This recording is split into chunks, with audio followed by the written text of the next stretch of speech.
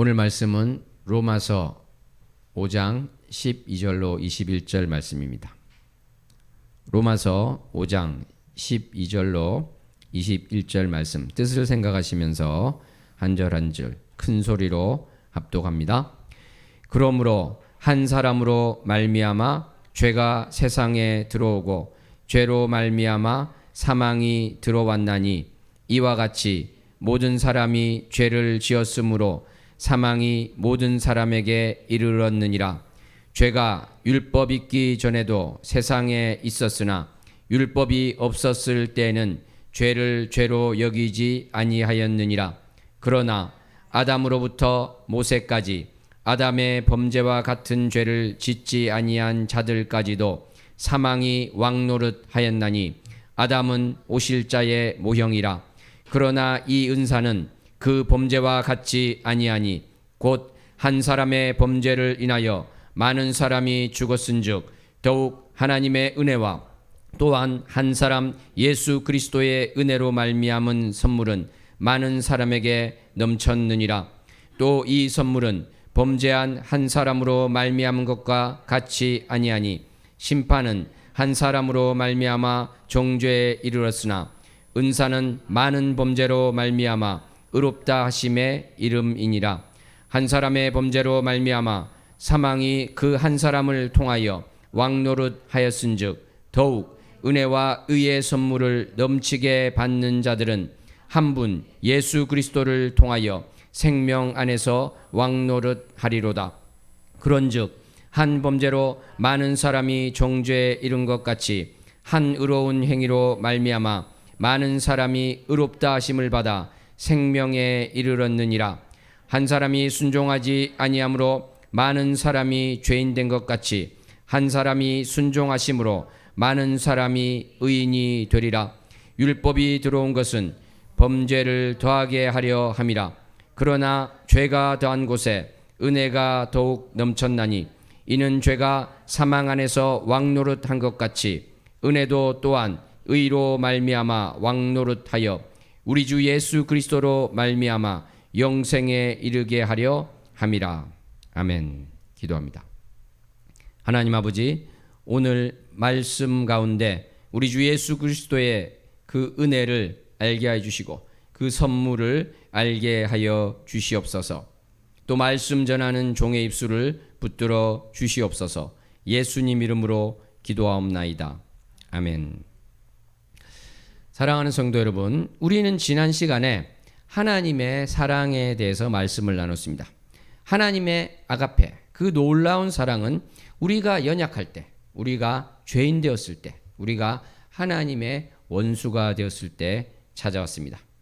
어떤 분은 이렇게 말할 수 있겠습니다. 내가 그렇게 큰 죄를 지은 것 같지 않은데 왜 내가 죄인이고 하나님의 원수가 되는가? 이렇게 반문할 수 있을 것입니다. 오늘 말씀은 바로 이러한 질문에 대한 답으로서의 의미가 크게 되겠습니다. 사랑하는 성도 여러분, 정말이지 왜 우리는 죄인이고 하나님의 원수였고 진노의 자녀였을까요? 그것은 바로 원죄와 관련된 것입니다. 이 원죄는 우리가 일상적으로 짓는 죄와는 다릅니다. 이 원죄에 대한 말씀을 우리는 오늘 본문 말씀을 통해서 살펴볼 수 있을 것입니다. 오늘 본문 말씀을 우리가 합독했습니다만 보니까 한 사람이라는 말이 여러 번 나오고 있죠. 12절에도 보니까 한 사람으로 말미암아 죄가 세상에 들어왔다 이렇게 돼 있고 15절에 한 사람의 범죄를 인하여 많은 사람이 죽었다는 말씀이 있습니다. 16절에 범죄한 한 사람, 17절에 한 사람의 범죄 이렇게 돼 있고 18절에도 한 사람이 순종하지 아니함으로 이렇게 한 사람이 여러 번 나오고 있습니다. 이 한 사람은 누구를 가리킬까요? 만약에 오늘 본문이 헬라어로 되어 있는 본문을 히브리어로 번역해서 이스라엘 사람들에게 들려준 다음에 이 한 사람이 누구를 말할까요? 물으면은 많은 사람들이 쉽게 답할 수 있을 것입니다. 왜 그러냐면은 히브리어로 이 사람이 바로 아담이기 때문에 그렇습니다. 이 한 아담을 누구를 말할까요? 그러면은 그 이스라엘 사람들, 히브리어를 쓰는 이스라엘 사람들은 바로 창세기에 그 아담을 떠올리게 되겠죠. 실제로 오늘 본문 말씀에 이 원죄와 관련된 한 사람이 바로 이 아담입니다. 여담이 되겠지만은 이 아담이 바로 사람이라는 그 뜻을 지녔죠. 히브리 말로. 그렇기 때문에 창세기 1장 27절에 보면은 하나님께서 사람을 창조하신다 할 때 히브리어로 보면 어떻게 되겠습니까? 하나님이 아담을 창조했다 이렇게 되겠죠.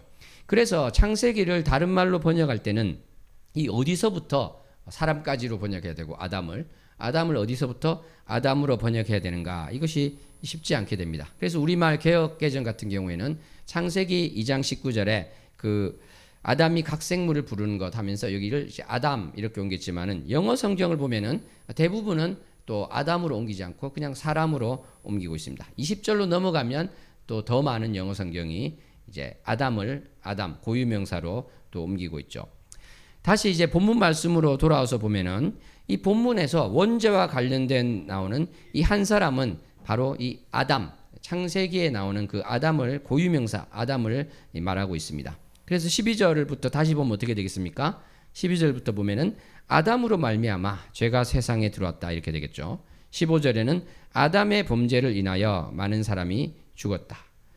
16절에 범죄한 아담, 17절에 아담의 범죄, 18절에 아담이 순종하지 아니함으로 이러한 말이 되는 것입니다.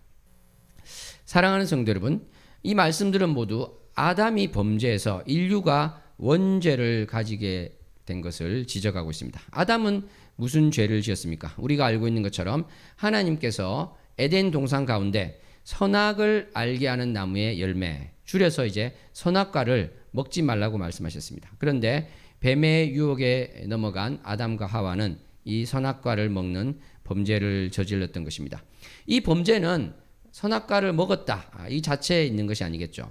그것은 바로 하나님의 명령을 어겼다는 것이고 더 나아가서 바로 피조물인 인간이 하나님과 같이 되고자 했다. 이러한 것에 그 죄의 심각성이 있게 됩니다. 실제로 창세기 3장 5절을 볼 것 같으면 뱀이 그렇게 유혹을 했죠. 우리가 한번 합독해 볼까요? 창세기 3장 5절 말씀 합독해 보겠습니다. 너희가 그것을 먹는 날에는 너희 눈이 밝아져 하나님과 같이 되어 선악을 알 줄 하나님이 아심이니라. 그러니까 이 뱀의 속임, 결국은 사탄의 속임이 되는 것인데 너희가 눈이 밝아질 것이다. 하나님과 같이 될 것이다. 선악을 알게 될 것이다. 이러한 그 유혹의 말에 넘어갔다는 것이고 그것은 바로 내가 눈이 밝아져야 되겠다. 내가 하나님과 같이 되어야 되겠다. 선악을 알게 되어야 되겠다. 이렇게 결단을 하였다는 것입니다. 그렇게 죄를 짓기로 결정했다는 것. 그것이 이제 문제가 되는 것이죠. 그런데 하나님께서는 아담의 범죄 후에 창세기 3장 22절 말씀을 보니까 또 이러한 말씀이 있습니다. 함께 합독하겠습니다. 여호와 하나님이 이르시되 보라 이 사람이 선악을 아는 일에 우리 중 하나같이 되었으니 그가 그의 손을 들어 생명나무 열매도 따먹고 영생할까 하노라 하시고. 아멘. 여기서 우리 중에 하나같이, 여기서 우리 중에는 일반적으로 이것은 삼위일체 하나님으로 볼 수 있을 것입니다.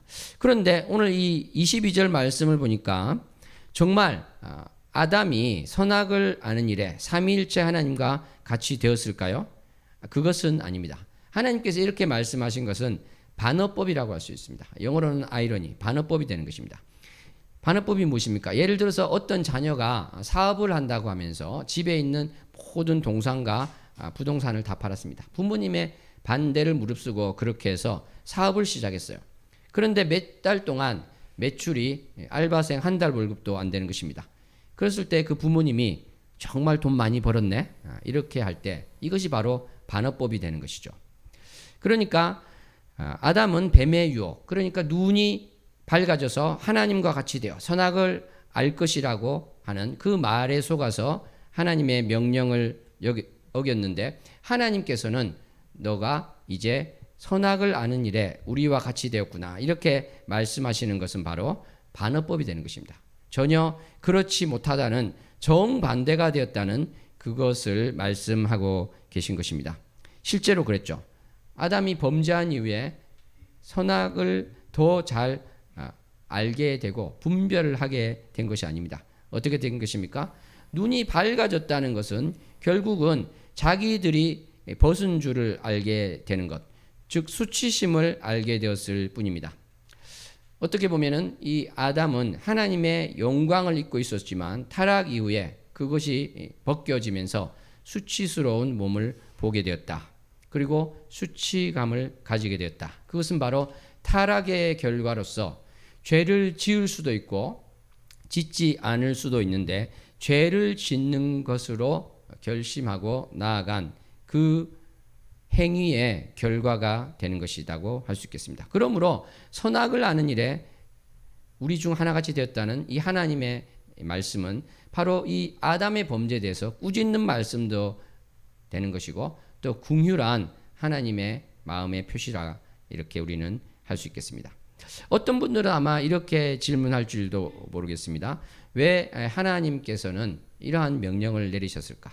왜 그렇게 지키지도 못할 명령을 내리셨을까? 또는 하나님께서는 애초에 선악을 알게 하는 나무의 열매를 따먹지 않는 존재를 창조하셨으면 되지 않은가? 하나님은 능력에 전능하신 하나님인데 그렇게 했으면 이 아담의 타락 그리고 그 이후에 인류가 원죄를 가지게 되는 그러한 문제는 없었을 것 아닌가 이렇게 반문할 수도 있을 것입니다. 먼저 우리가 이러한 것에 대해서 근본적으로 가져야 될 생각은 저는 이것이라고 생각합니다. 우리는 피조물이고 하나님께서는 창조주가 되십니다. 전지전능한 분이 되는 것입니다. 그러므로 사실은 우리가 그분의 모든 의도를 안다고 할 수가 없습니다. 우리 피조물인 인간이 이렇쿵 저렇쿵 논의를 해봐야 사실은 그것은 피조물 수준에서의 논의라고 할 수 있습니다. 그러므로 우리의 얕은 지혜로 하나님을 판단하겠다는 생각 자체가 참으로 가당치 않은 생각이다 이렇게 할 수 있겠습니다. 다만 아까 말씀드린 그러한 질문이 또 없는 것은 아니기 때문에 거기에 대해서 우리가 답을 해본다면 이러한 생각을 해볼 수 있겠습니다. 하나님께서는 아담을 지으시고 아담에게 어떤 명령을 주셨습니다. 하나님께서는 아담을 지을 때 로봇처럼 지어서 모든 명령을 100% 행할 수 있게도 할 수 있었지만 하나님께서는 자유의지를 가지고 자유선택을 가지고 그것을 자발적으로 하기를 원하셨습니다. 그리고 자발적으로 하나님의 명령을 지키고 하나님을 사랑하기를 원하셨습니다. 다시 말해서 하나님께서는 자발적인 존재를 지으셨고 또 그 아담을 존중하고 믿었다는 그러한 것이 있게 되겠습니다. 그러므로 왜 선악과를 애초에 따먹을 수 없는 존재를 만들지 않았나 이렇게 따지고 드는 것은 왜 우리를 자율성을 가진 존재로 지으셨습니까? 왜 우리를 로봇과 같이 만들지 않으셨습니까? 이렇게 말하는 것과 마찬가지가 되겠습니다. 아까 제가 아담은 죄를 지을 수도 있었고 짓지 않을 수도 있었다고 했는데 그것이 바로 자유선택이라고 할 수 있습니다. 라틴어로 리베룸 아비트리움인데요. 이것은 자유의지랑 약간 다릅니다. 자유의지는 리베라 볼룬타스인데 자유의지와 뭐가 다르냐면은 이 자유선택이라는 것은 바로 죄를 지을 수도 있고 짓지 않을 수도 있는 그 선택을 한다는 면에서 우리가 일상적으로 말하는 자유의지와는 좀 구별이 된다고 하겠습니다. 그래서 자유의지라는 그 좁은 의미에서 본다면 우리는 아담의 타락 이후로도 자유의지를 가지고 있습니다. 그렇지만 진정한 의미에서 자유선택은 잃어버렸다 이렇게 할 수 있겠습니다.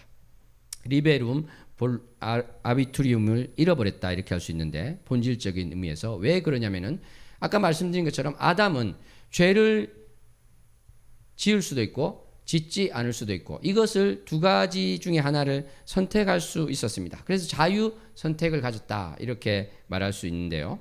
이것을 이제 아까 그 라틴어를 잘못 번역해서 자유의지로 해서 좀 영어로 보면은 혼동이 되기도 합니다만 아까 말씀드린 것처럼 자유 선택으로 보면 그렇게 되는 것이죠. 그런데 아담의 타락 이래로 우리는 자유의지 이것은 여전히 가졌습니다. 리베라 볼룬타스는 여전히 가졌지만 리베룸 아비트리움은 잃어버린 것과 마찬가지다. 이것은 무엇이냐면 아담은 죄를 짓지 않을 수도 있었지만 이제 타락한 인류는 어떻게 되는가? 죄를 짓지 않을 수 없다는 것입니다. 그 두 가지에서 하나를 사실은 선택할 능력이 없어졌다. 죄를 짓지 않을 능력이 없어졌다. 이렇게 말할 수 있습니다. 그러니까 우리가 하는 것은 어떻습니까? 모든 것이 다 악한 것이 될 수밖에 없다. 모든 것이 바로 죄 가운데 있을 수밖에 없다. 이렇게 말씀드릴 수 있는 것입니다. 그래서 창세기 8장 21절에 사람의 마음이 계획하는 바가 어려서부터 악함이라 이 말씀이 있는데 이것이 바로 나의 처지이고 우리의 처지이고 인류의 처지가 된다는 것입니다. 한 사람도 예외 없이 그렇다는 것이죠. 그것은 바로 내가 죄를 짓지 않아도 그 원죄를 가지고 있는 것인데 바로 우리가 마음을 보더라도 나의 자세를 보더라도 나의 태도를 보더라도 그러하다는 것입니다. 그래서 예레미야 17장 9절에 만물보다 거짓되고 심히 부패한 것은 마음이라고 했는데 바로 내가 그러하다는 것이죠. 그러니까 비유하자면 이런 것이 되겠습니다. 광산이 무너졌습니다. 이 무너진 광산에 갇혀 있는데 그 광산이 아주 어마어마하게 큰 지하세계라고 생각해 보시기 바랍니다. 거기에 아담이 있었는데 아담이 그 범죄함으로 이 무너진 광산에 갇히게 되었다고 생각하면은 아담의 후손은 어디에 있게 됩니까? 바로 이 어둠에 있는 무너진 광산 속에 있게 된다는 것이죠. 그것이 바로 우리가 어둠 가운데 있다. 그것이 바로 우리가 원죄를 가지고 태어났다. 이렇게 할 수 있는 것입니다. 그것이 바로 오늘 본문 말씀이 증거하고 있는 것이기도 합니다. 12절 말씀부터 보도록 하겠습니다. 한 사람으로 말미암아 죄가 세상에 들어왔다. 아담으로 말미암아 죄가 세상에 들어왔다는 것입니다. 이 세상, 우리가 살고 있는 이 땅 가운데 죄가 들어오게 되었다는 것입니다. 그리고 죄로 말미암아서 사망, 죽음도 들어왔다는 것입니다. 이 죽음은 둘째 사망을 가리키는 것이 되겠죠. 우리가 육체적으로도 죽습니다만 바로 우리가 영원한 형벌에 처해지는 영벌을 받게 되는 그러한 사망이 들어왔다는 것입니다.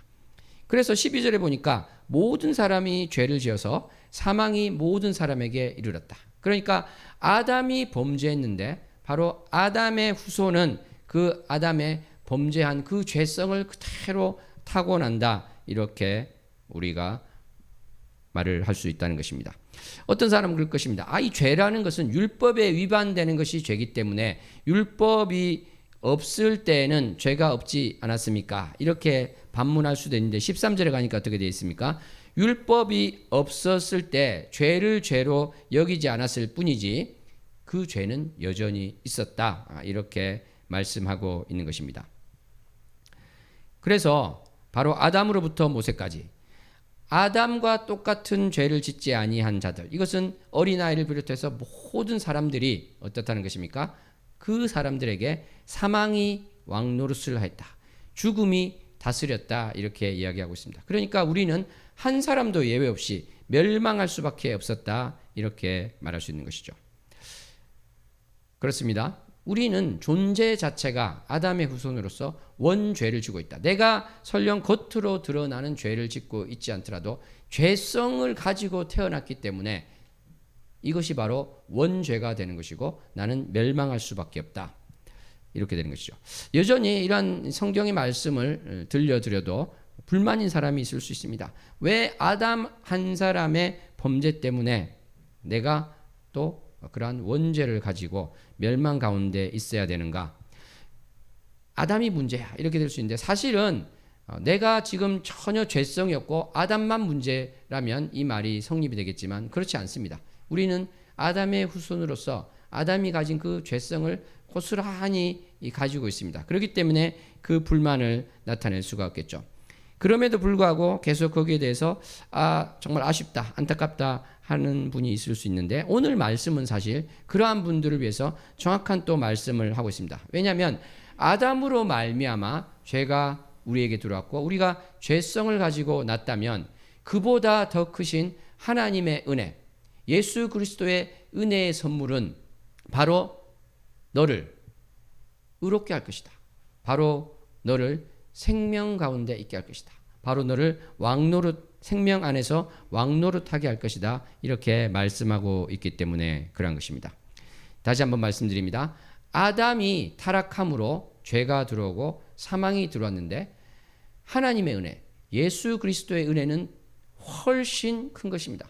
훨씬 그 권세가 큰 것이라서 바로 예수 그리스도 한 분으로 말미암는 이 은혜가 이 모든 것을 뛰어넘어서 우리를 바로 의의 길 가운데 인도한다는 것입니다. 우리를 의롭게 한다는 것입니다. 우리를 영화로운 존재로 계속 만들어 간다는 것입니다. 이것이 정말 우리는 놀라운 것이다, 이렇게 고백하지 않을 수 없을 것입니다. 15절부터 또 보겠습니다. 제가 테이블로 나눠서 왼쪽 오른쪽 이렇게 해서 뒀는데요. 바로 아담과 예수 그리스도를 비교하는 부분이 나오고 있습니다. 15절부터 보면은 한 사람의 범죄를 인해서 많은 사람이 죽었습니다. 그런데 하나님의 은혜를 통해서 또 한 사람 예수 그리스도의 은혜 안에, 오늘 보면 은혜 안에 이렇게 됐습니다. 영어로 하면 in이죠. 은혜 안의 선물로 많은 사람이, 그 선물이 많은 사람에게 넘쳐났다, 이렇게 하고 있습니다. 많은 사람이 죽은 것, 그 사망이 들어온 것은 안타까운 일이지만 사실은 주님의 은혜를 어떻습니까? 주님의 그 은혜 안의 선물이 더욱 넘쳐나고 있다는 것을 우리는 바라보아야 될 것입니다. 16절에 보니까 심판은 한 사람으로 말미암아 정죄에 이르렀다고 했습니다. 그러니까 하나님의 공의, 죄가 있는 곳에 유죄 판결을 하는 것, 그것은 그대로 계속된다는 것이죠. 우리가 죄를 지었으면 유죄 판결이 있다는 것입니다. 그것이 정죄가 되는 것이죠. 그런데 바로 거저 주시는 선물, 그 은사는 많은 범죄로부터, 원어로 보면은 말미암아가 아니라 많은 범죄로부터 의롭다 하심에 이르게 된다, 이렇게 하고 있습니다. 그러니까 하나님께서 거저 주시는 선물은 우리가 지금도 여전히 죄를 짓고 있고 그러한 존재였는데 그러한 존재를 의롭다 하는데 이르게 하신다 하는 것이죠. 유죄 판결이 아니라 무죄 판결을 한다는 것, 이것이 너무나 중요한 말씀이 아닐 수 없게 되겠습니다. 17절에 보니까 한 사람 아담의 범죄로 말미암아서 그것을 통해서 사망이 왕노릇을 하였다, 이렇게 하고 있습니다. 사망이 아담 한 사람을 통해서 왕노를 했다. 그러니까 그 죽음이 우리 전체를 다스렸다는 것이죠. 우리가 바로 그 사망의 종이 되었다는 것입니다. 사망의 노예 상태에 있었다는 것입니다. 그런데 어떻습니까? 은혜와 의의 선물을 넘치게 받은 자들은 바로 한 분 예수 그리스도를 통해서 생명 안에서 왕노릇한다고 말씀하고 있습니다. 그러니까 우리가 이제 사탄의 노예였지만 거기서 풀려나서 바로 생명 안에서 다스리고 있다, 왕노릇한다는 것이 되겠습니다. 우리 옆 사람에게 한번 이 말씀을 고백했으면 좋겠습니다. 당신은 생명 안에서 왕노릇합니다. 당신은 생명 안에서 왕노릇합니다. 그러니까 우리가 예수 그리스도를 몰랐을 때는 바로 마귀의 노예였는데 예수 그리스도를 영접했을 때는 주님의 자녀가 되고 왕처럼 다스린다는 것이죠. 이제 사탄이 나를 다스리는 것이 아니라 바로 성령께서 나를 다스리신다. 이것을 우리는 반드시 기억해야 될 줄로 믿습니다. 내가 이렇게 변화된 존재가 되었는데 여전히 사탄의 노예처럼 우리는 살아가서는 안 될 것입니다. 우리가 앞으로 계속해서 7장에서도 그렇고 이 말씀을 나누겠습니다만 이 그리스도인의 가장 조심해야 될 것은 바로 속는 것이다, 이렇게 할 수 있겠습니다. 우리의 신분이 바뀌었는데 우리는 여전히 옛사람의 습관을 따라 살 수도 있습니다. 사탄의 유혹에 계속 걸려서 넘어질 수도 있습니다. 내가 바뀐 존재인데 내가 바뀐 존재라는 것을 정확하게 알지 못하고 깨닫지 못하고 또 성령님의 음성과 인도하심에 순종하지 못해서 어떻게 보면은 사탄의 노예와 비슷하게 사는 삶을 또 가질 수 있다는 것이죠. 그러므로 내가 정말 속지 않아야 되겠다. 내가 참 믿음을 가진 자로서 생명 안에서 왕노릇해야 되겠다, 이렇게 결단할 수 있었으면 좋겠습니다. 18절에 보니까 한 범죄로 많은 사람이 정죄에 이르렀습니다. 그런데 한 의로운 행위 무엇입니까? 예수 그리스도께서 우리의 죄를 지시고 십자가에 달리신 그 의로운 행위로 말미암아서 많은 사람이 의롭다 하심을 받았습니다. 그러니까 의롭다 하심은 무엇입니까? 너는 이제 무죄야, 이 이야기를 하신다는 것이죠. 왜 그렇습니까? 바로 우리가 유죄 판결을 받을 수밖에 없는 죄를 지고 살아가는데 그 죄를 우리 주님께서 대신 지시고 십자가에서 죽으시고 부활하심으로 이제 우리는 그 문제에서 자유롭게 되었다는 것입니다. 그래서 의롭다 하심을 받게 되고 생명에 이르게 되었다는 것입니다. 여러 차례 본문 말씀은 하고 있는데요. 19절에 보니까 한 사람 아담이 순종하지 않아서 많은 사람이 죄인이 되었다고 합니다. 그렇지만 한 사람 예수님이 순종하심으로 많은 사람이 의인이 되었다. 이 말씀을 하고 있습니다. 사랑하는 성도 여러분, 그렇습니다. 아담의 범죄로 우리는 무너진 광산에 갇힌 어둠에 갇힌 그들처럼 정말 한 명도 빠짐없이 죄인이 되었던 것입니다. 그런데 바로 예수 그리스도로 말미암아 우리는 의인이 되었다. 우리는 이제 죄인이었지만 의인으로 불린다. 이것을 꼭 기억할 수 있었으면 좋겠습니다. 옆 사람에게 당신은 의인입니다. 당신은 의인입니다. 이 말은 당신은 이제 무죄입니다. 이렇게 되는 것이죠. 우리가 의인이지만 아까 말씀드린 것처럼 여전히 사탄의 유혹, 마귀의 그 속임 가운데서 넘어지고 있을 때 우리는 또 주님 제가 죄인입니다. 이 죄에 대해서 계속해서 회개하며 나아가야 될 줄로 믿습니다. 20절에 보니까 율법에 대해서 잠시 또 이야기를 하고 있습니다. 율법이 들어온 것, 율법이 옆으로 들어왔습니다. 율법이 끼어들었습니다. 그것은 범죄를 더하게 하려 합니다. 하고 있는데요. 이 부분은 앞으로 가면서 더 자세히 말씀을 드리도록 하겠습니다. 그런데 죄가 더한 곳에는 은혜가 더욱 넘쳤다. 이 말씀을 하고 있습니다. 그러면서 21절에 가니까 죄가 사망 안에서 왕노릇을 했는데 은혜도 어떻습니까? 의로 말미암아서 왕노릇 해서 우리 주 예수 그리스도로 말미암아 영생에 이르게 하려 한다. 이 말씀을 하고 있습니다. 사랑하는 성도 여러분, 그렇습니다.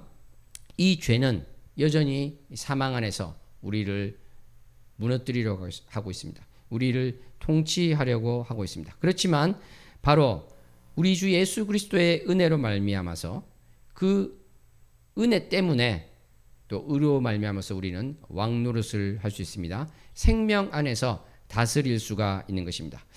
내가 지금 바뀐 존재, 땅에 속한 자가 아니요 하늘에 속한 자로서 어떻게 살 것인가?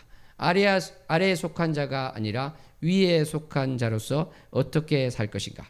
그것은 바로 나의 신분이 어떠한가를 바로 보는 것에서 출발할 수 있겠습니다. 우리가 이 땅 가운데 모든 것을 실패할지라도 바로 우리가 참 믿음을 가지고 있다면 이 사람의 인생은 실패한 인생이 아니게 됩니다. 반대로 이 땅 가운데서 많은 부귀영화를 누렸지만 참 믿음을 가지지 않고 최후의 심판대 앞에 선다면 이 사람의 인생은 완전히 실패한 인생이 되는 것입니다. 사랑하는 성도 여러분, 우리 모두 한 사람도 빠짐없이 참 믿음을 가지고 그리스도의 심판대 앞에 서기를 소원합니다. 아멘.